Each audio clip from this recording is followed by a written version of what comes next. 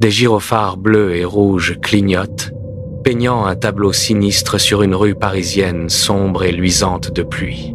Les journalistes se bousculent, une horde affamée derrière un périmètre de sécurité, leurs micros tendus. Un commissaire de police, le visage fermé, fait une déclaration solennelle, ses mots se perdant dans la frénésie médiatique.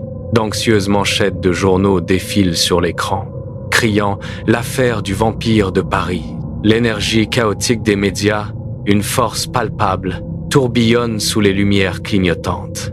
La pluie reflète la lueur sinistre, une toile de fond glaçante pour le mystère qui se dévoile. Dans un appartement faiblement éclairé, Nicolas Clos est entouré de livres occultes, de crânes humains et de dessins troublants. Ses yeux intenses et pensifs sont fixés sur une bougie vacillante, sa flamme dansant dans la pénombre sinistre. Le tableau macabre de son entourage laisse deviner une sombre fascination. Il manipule méticuleusement un ancien bijou en forme de chauve-souris, ses doigts traçant ses contours avec une intention troublante. La surface froide du bijou reflète la lumière de la bougie, témoin silencieux de son absorption troublante. Sous une lune pâle, Nicolas Clos erre parmi d'anciennes pierres tombales, les longues ombres dansant autour de lui dans le cimetière du Père-Lachaise.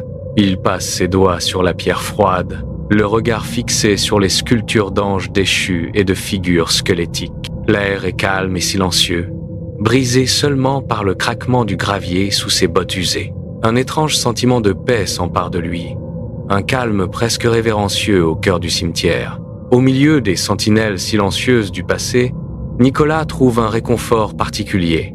Sa solitude est profonde. Dans une salle de classe ensoleillée, le jeune Nicolas est assis seul au fond, son regard perdu dans le monde extérieur par la fenêtre. Ignorant de la voix monotone de l'enseignant, il esquisse méticuleusement des créatures spectrales et des batailles sanglantes dans son carnet. Son monde est celui de la dark fantasy, un contraste saisissant avec les rires insouciants de ses camarades de classe. La solitude de Nicolas est une présence palpable, un témoignage silencieux de son monde unique et isolé. Dans la librairie spécialisée, des grains de poussière dansent dans la lumière tamisée, illuminant des étagères de savoirs anciens et interdits. Nicolas Clos, le regard intense, feuillette méticuleusement de rares ouvrages sur le vampirisme et les rituels funéraires. Le bibliothécaire, un homme âgé aux épaisses lunettes, observe Nicolas avec un mélange de curiosité et de malaise. Les doigts de Nicolas parcourent la couverture de cuir usé d'un livre ancien, un pacte silencieux avec le passé. Il paie en espèces, glisse discrètement le livre sous son manteau et sort, laissant un mystère persistant. Jean-Pierre Dubois, un inspecteur, examine méticuleusement des dossiers et des photos de scènes de crime, son bureau étant un champ de bataille de preuves. Ses yeux, cernés, trahissent d'innombrables nuits blanches, témoignage de sa quête incessante de justice. Sophie Leclerc, une inspectrice collègue, entre, le visage marqué par l'inquiétude, serrant de nouveaux documents. Elle s'approche de Jean-Pierre, son regard transmettant un message urgent, une nouvelle tempête se préparant. « Jean-Pierre, j'ai de nouvelles informations, » dit Sophie, la voix basse mais ferme. Un frisson d'inquiétude. Des témoignages troublants sur un individu rôdant dans les cimetières, révèlent-elles ces mots dressant un tableau glaçant. Sous le manteau d'une nuit parisienne, Nicolas Clos, vêtu de noir, se fond dans les ombres d'une ruelle désolée. Son regard perçant balaie la foule qui passe, une intensité de chasseur dans ses yeux, à la recherche d'une proie insaisissable. Il reste immobile, un prédateur en attente, sa présence une quiétude glaçante dans la ville animée. Une jeune femme solitaire passe, son rire insouciant résonnant brièvement avant d'être englouti par le silence de la nuit. Les yeux de Nicolas la suivent, une lueur de quelque chose d'illisible dans leur profondeur, alors que sa silhouette disparaît dans l'obscurité. Les ombres de la ruelle le reprennent, sa veille silencieuse se poursuit, une présence menaçante au cœur de Paris. Des techniciens en blouse blanche examinent méticuleusement des échantillons, leurs visages sombres sous le poids des horreurs qui se déroulent. Des analyses sont en cours, révélant des détails troublants sur les crimes, chaque découverte un murmure glaçant du mal. Une carte de Paris, épinglée au mur, est parsemée de marqueurs rouges, une macabre constellation de lieux d'incidents. Chaque épingle rouge sur la carte marque un point de terreur, brossant un sombre tableau de la face cachée de la ville.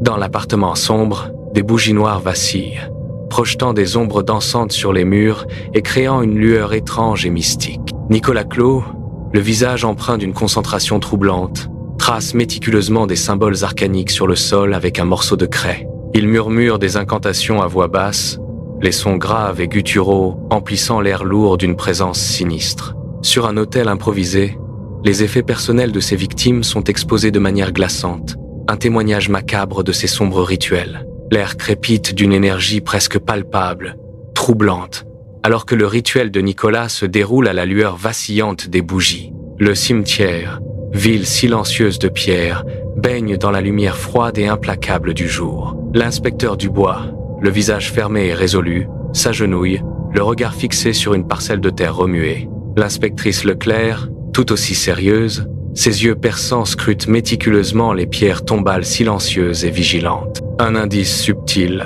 un objet oublié, repose à moitié enfoui, témoignage glaçant d'une présence récente et invisible. La découverte resserre le filet invisible, l'enquête se rapprochant avec une précision implacable. L'ombre de Nicolas Clos plane, les preuves contre lui se solidifiant comme de la pierre froide et dure. Dans une salle d'interrogatoire austère et froide, le bourdonnement des lumières fluorescentes rompt un lourd silence. Nicolas Clos reste immobile, le regard vide, ne révélant aucune trace d'émotion. En face de lui, l'inspecteur Dubois se penche en avant, l'expression intense. Nicolas répond aux questions avec un calme désarmant, ses yeux dénués de toute émotion. Dubois peine, essayant de percer l'impénétrable façade de Nicolas. Il cherche à comprendre les motivations glaçantes derrière les actions de l'homme. La vibrante rue de Paris est brusquement réduite au silence alors que la nouvelle glaçante de l'arrestation de Nicolas Clos se répand dans les rues. Les kiosques à journaux s'embrasent de gros titres sensationnels. Des proclamations austères en noir et blanc hurlant la terreur et la capture. Les passants s'arrêtent, leurs visages se tordant dans un masque commun de choc et d'horreur, les yeux écarquillés d'incrédulité. Des murmures parcourent la foule. Un halètement collectif de révulsion et de fascination morbide alors qu'ils discutent de la sombre affaire. Un fragile sentiment de soulagement envahit la ville, un calme éphémère après la tempête d'effroi, mais l'incrédulité persiste. Sous la surface, une peur glaciale et persistante étreint encore leur cœur, un rappel glaçant de la terreur récente. Le tribunal vibre d'une tension insoutenable, chaque siège de la salle d'audience bondée est rempli d'anticipation. Maigre et pâle, Nicolas Clos est assis à la table de la défense, une figure d'immobilité saisissante au milieu de la tempête. Les familles des victimes arborent des visages marqués par une profonde tristesse et une fureur ardente, leurs yeux fixés sur l'accusé. Les voix des avocats résonnent d'arguments graves, tranchant l'air feutré, leurs mots lourds de destin. Les membres des médias capturent chaque moment tendu, leurs appareils photos crépitants, leurs carnets ouverts, documentant l'attente angoissante d'un verdict. Nicolas Clos est confiné dans une cellule de prison austère, les murs nus reflétant une lumière glaciale et impitoyable. Son visage, impassible et indéchiffrable, est éclairé par la lueur froide et dure de la cellule. Il regarde par la petite fenêtre grillagée, les yeux fixés sur un monde invisible hors de sa portée. Le silence oppressant de la cellule de prison pèse lourd, contrastant vivement avec les échos tumultueux de son passé. Nicolas semble accepter son sombre destin, une silhouette figée dans une immobilité éternelle et solitaire. Son regard inébranlable par la fenêtre trahit un esprit perdu dans la contemplation, bien loin de son environnement morne. Des mois plus tard, l'inspecteur Dubois retourne au cimetière, un lieu de calme recueillement où son voyage dans les ténèbres a commencé. Les tombes se dressent dans un silence paisible, contraste saisissant avec les questions tumultueuses qui taraudent l'esprit de Dubois. Son regard pensif balaie les pierres tombales, chacune témoignant silencieusement d'innombrables histoires non racontées. Il est aux prises avec le mystère persistant.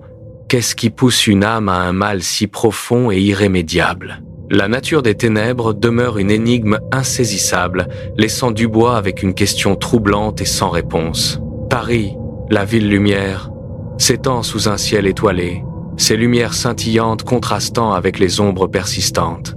La tour Eiffel emblématique et la Seine sinueuse sont baignées d'une lumière éthérée, mais une histoire glaçante hante encore les lieux.